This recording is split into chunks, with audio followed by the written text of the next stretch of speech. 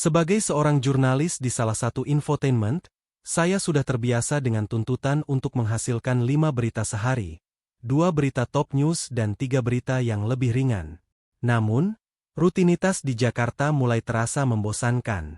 Saya pun memutuskan untuk mencari liputan yang berbeda, sebuah liburan yang juga memberikan konten menarik. Pilihan saya jatuh pada pernikahan seorang selebriti di Sumedang tahun 2004. Seorang artis yang menikah dengan drummer dari grup band ternama. Kami berangkat dari Jakarta sore itu, dengan saya duduk di depan bersama Romi, sang driver yang identitasnya saya samarkan. Di belakang kami, Budi, kameraman saya, duduk dengan semua peralatan besar seperti Betacam yang masih jarang digunakan saat itu. Perjalanan keluar dari Jakarta berjalan lancar. Kami melewati jalan tol dan memutuskan untuk beristirahat di sebuah restoran ketika malam tiba.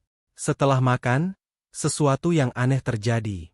Seorang pengemis tua menghampiri saya dan menepuk pundak sambil berkata, "Nanti kalau gimana-gimana, klakson aja terus." Saya merasa sedikit heran, namun menganggapnya sebagai bagian dari suasana daerah tersebut. Setelah pengemis tua tersebut memberikan peringatan anehnya, saya pun berbicara kepada Romi, driver kami, "Dengerin tuh, orang tua bilang begitu, ya kan? Jangan diabaikan." Kami melanjutkan perjalanan.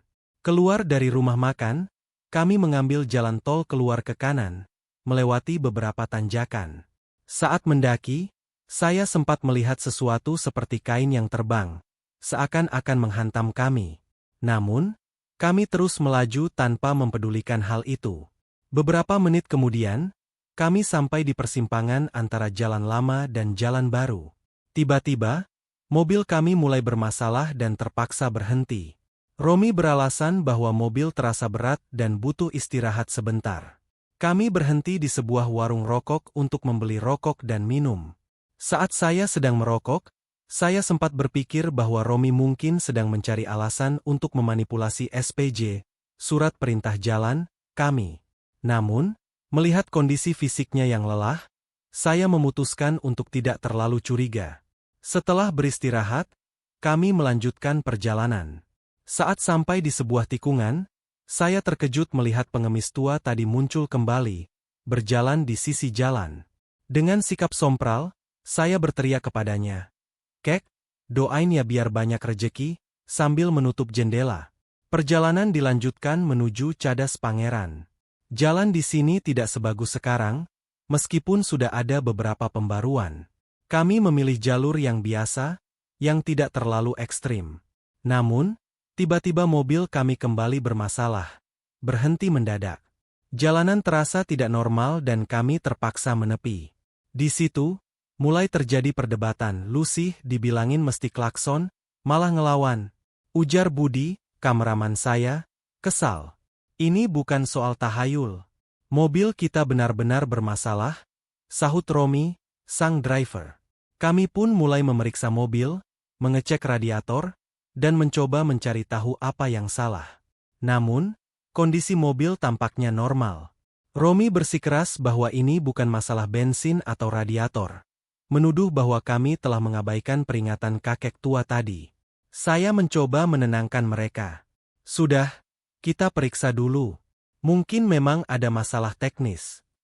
Setelah beberapa saat, kami akhirnya menemukan bahwa ada masalah kecil dengan mesin yang bisa diatasi. Namun, kejadian ini membuat kami semua merasa sedikit cemas dan lebih waspada terhadap perjalanan yang masih panjang di depan. Kami terus berdebat soal masalah mobil yang tiba-tiba berhenti. "Lihat deh, mobil penuh, bensin aman. Coba periksa lagi," seru saya. Tapi Romi bersikeras, "Udah diperiksa, semuanya baik-baik saja." Akhirnya, saya memutuskan untuk turun dan memeriksa sendiri. Ketika saya turun, dengan kamera dan baterai di tangan, saya mencoba mengambil mikrofon. Saat itulah saya melihat sesuatu yang tak masuk akal. Di belakang mobil, ada sosok kuntilanak sedang menyisir rambutnya. Tangan saya gemetar saat mencoba mengambil mikrofon. Ekspresi wajah saya yang pucat terlihat jelas oleh Budi di bangku depan. "Budi, serius? Ada kuntilanak di belakang," bisik saya. "Jangan bercanda, bos." Gelap ini, balas Budi tak percaya. Meskipun sering sompral, kami semua percaya dengan hal-hal mistis dan urban legend. Budi, yang bertubuh besar dan mirip bodyguard, pelan-pelan membuka pintu mobil. Kami ingat, mobil ini masih menggunakan jendela engkol, yang sekarang macet. Pintu pun dibuka dan Budi keluar, wajahnya pucat. "Ayo, cepat kita periksa masalahnya," perintah saya. Sambil merokok di luar mobil, saya dan Budi mendengar suara tangisan dari dalam mobil. Ketika Romi melihat ke spion, mobil kami mulai bergoyang dan terdengar suara tawa kuntilanak yang menyeramkan. Budi hampir kabur karena ketakutan, tapi kami tidak tega meninggalkan Romi sendirian. "Kamu dengar suara itu, kan?" tanya Budi dengan wajah panik. "Iya, saya dengar," jawab saya sambil mencoba tetap tenang. "Kamu ingat saat kita berangkat tadi? Ada sesuatu yang terbang di tikungan jembatan itu." "Ya, saya ingat. Mukanya terbang," jawab Budi. Kami menyadari bahwa ini bukan masalah teknis biasa. Mobil kami tampaknya terperangkap dalam sesuatu yang lebih dari sekadar gangguan mesin. Pintu mobil pun tidak bisa dibuka lagi. "Sekarang kita harus tetap tenang dan mencari cara untuk keluar dari sini," saya mengingatkan mereka. Budi dan Romi setuju, meskipun ketakutan, kami harus bekerja sama untuk menghadapi situasi ini. Kami mulai berdoa, berharap mendapatkan perlindungan dan keselamatan dalam perjalanan ini. Dengan hati-hati, kami memeriksa bagian belakang mobil untuk memastikan tidak ada masalah teknis yang bisa kami perbaiki.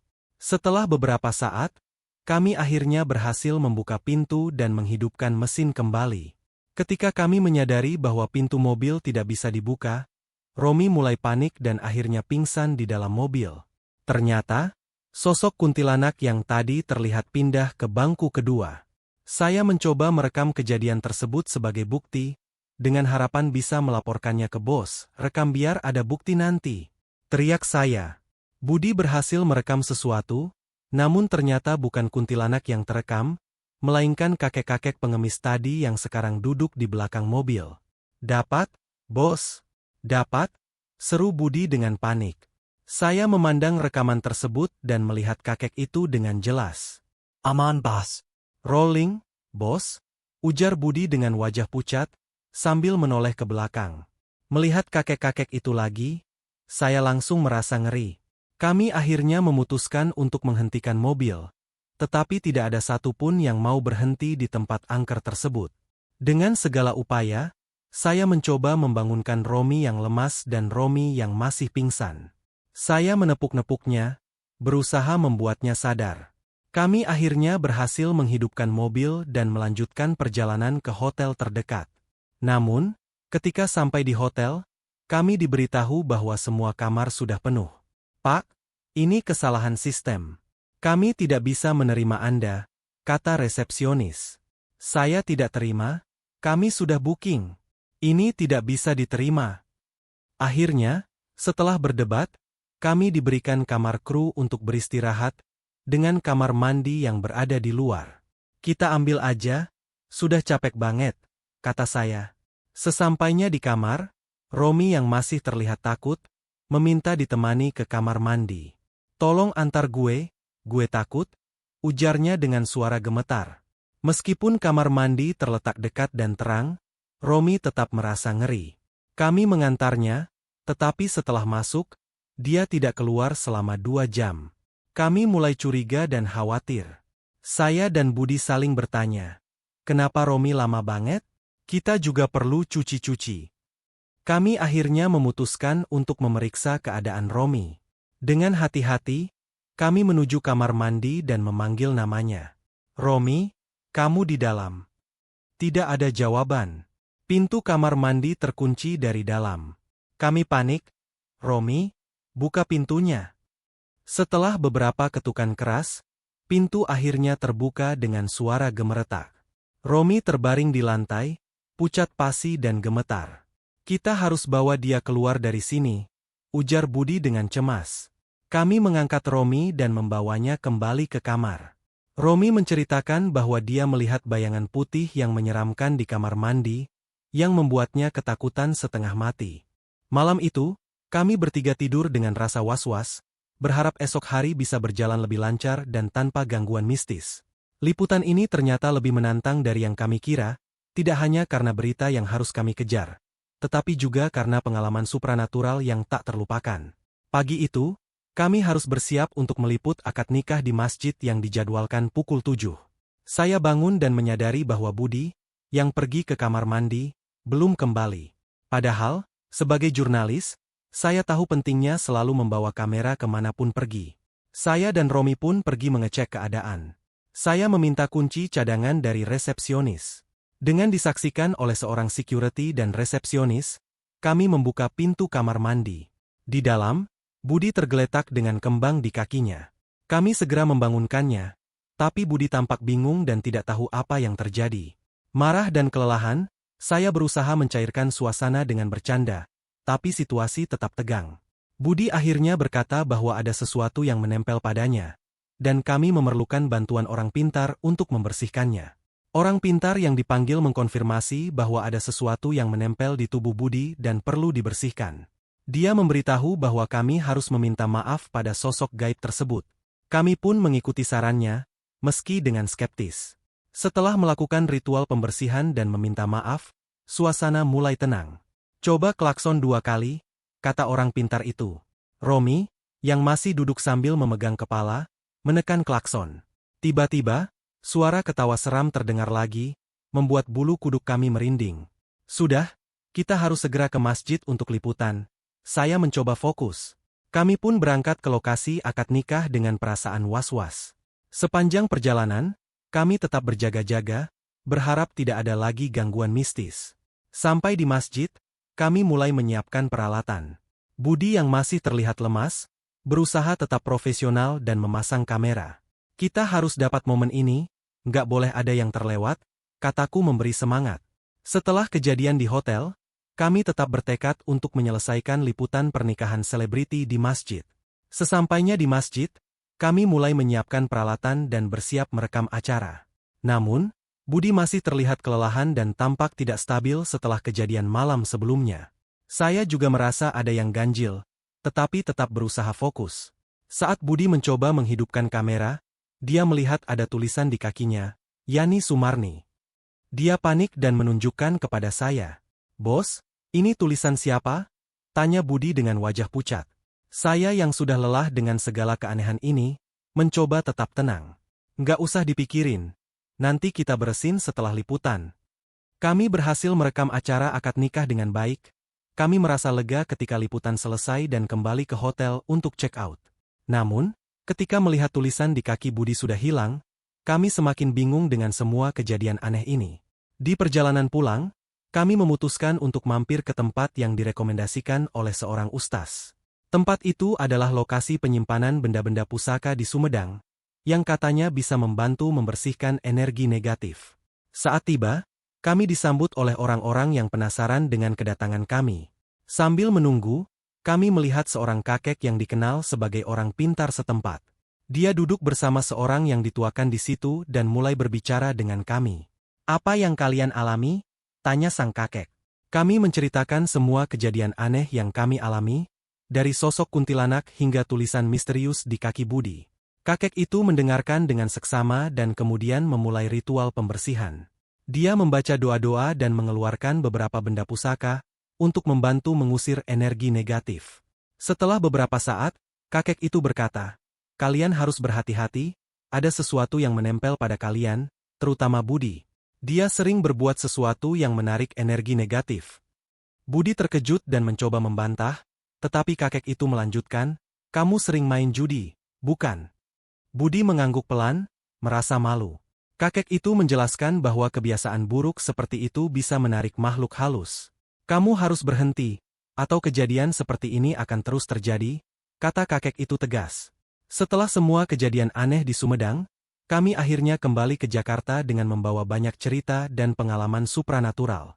Dalam perjalanan pulang, orang pintar itu sempat berpesan kepada kami untuk tidak mengulangi kesalahan yang sama, terutama dalam hal menghormati tempat-tempat yang dianggap keramat.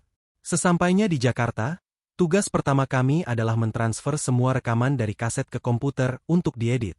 Saya dan Budi memeriksa setiap rekaman dengan teliti. Di beberapa bagian rekaman, terlihat sosok Yani Sumarni dan aki-aki tersebut, berdiri di belakang orang pintar yang kami wawancarai. Kami terkejut melihat penampakan itu, namun berusaha tetap tenang. Bos, lihat ini, kata Budi menunjukkan rekaman yang jelas memperlihatkan sosok tersebut. Produser kami, yang biasanya tidak terlalu percaya dengan hal-hal mistis, juga merasa heran dengan rekaman tersebut. Ini nggak usah ditayangkan, ya, kata produser. Kita fokus ke liputan utamanya saja. Namun, kami tetap menyimpan rekaman tersebut sebagai bahan dokumentasi. Saya mencoba mencandai Budi, jangan pulang dulu, nanti dicegat sama Yani di jalan, kata saya sambil tertawa. Meskipun lelah, kami masih punya selera humor untuk mencairkan suasana. Proses transfer dan pengeditan berjalan lama, terutama karena teknologi yang belum secepat sekarang. Sambil menunggu, kami sering mengobrol tentang pengalaman aneh yang kami alami selama liputan. Kamu lihat nggak waktu kamera itu tiba-tiba merekam sendiri? Padahal nggak ada yang nyalain, ujar Budi. Iya, aneh banget, tapi kita harus tetap profesional. Fokus pada pekerjaan, jawab saya. Akhirnya, liputan pernikahan selebriti tersebut ditayangkan tanpa ada rekaman supranatural yang muncul. Namun, pengalaman tersebut tetap membekas dalam ingatan kami. Bahkan hingga saat ini, saya masih menyimpan handphone Nokia 6020 yang merekam sebagian kejadian aneh tersebut sebagai kenang-kenangan.